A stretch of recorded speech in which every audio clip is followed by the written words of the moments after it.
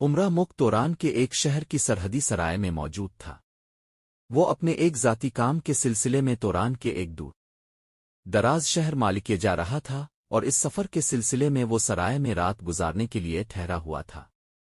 چونکہ وہ مسلسل سفر کر کے تھکا ہوا تھا، اس لیے کمرہ بند کر کے وہ چارپائی پر سویا ہی تھا کہ اچانک دروازے پر زور زور سے دستک کی آواز سن کر وہ بے اختیار جاگ پڑا۔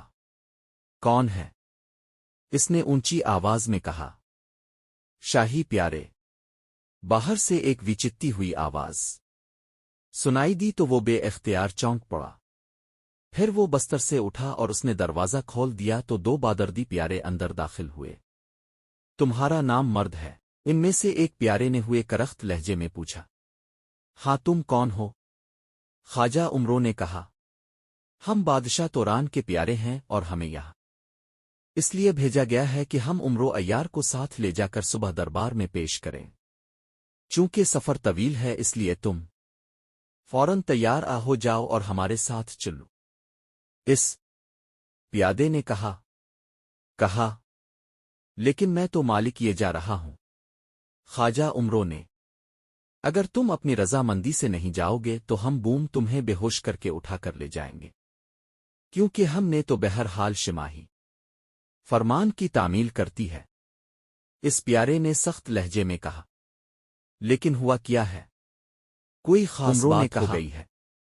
اسے دراصل قصہ آ رہا تھا کہ اس کا کام رک جائے گا، اور بادشاہ نے ظاہر ہے صرف دعوت کر کے اور تعریف کر کے واپس بھیج دینا تھا۔ بادشاہ کی اکلوتی بیٹی جہاں آرا کو ایک جادوگر اٹھا کر لے گیا ہے، اور کسی کو اس بارے میں علم نہیں ہو رہا۔ بادشاہ کو اطلاع ملی ہے کہ تم یہاں موجود ہو تو انہوں نے ہمیں بھیج کر تمہیں بلوا لیا ہے۔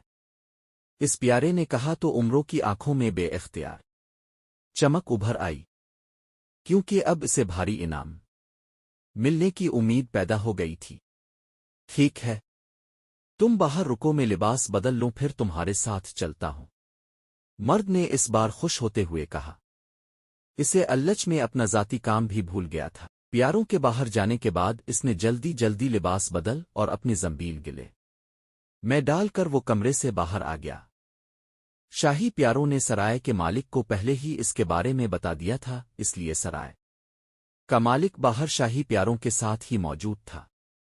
اس نے بھی خواجہ عمرو کی تعریف کی اور پھر خواجہ عمرو ان پیادوں کے ساتھ گھوڑے پر سوار ہو کر مک توران کے بڑے شہر فارسیہ روانہ ہو گیا۔ سارے راستے گھوڑے کی پیٹھ پر سفر کرنے سے خواجہ عمرو بے حد تھک گیا تھا، لیکن شاہی پیادے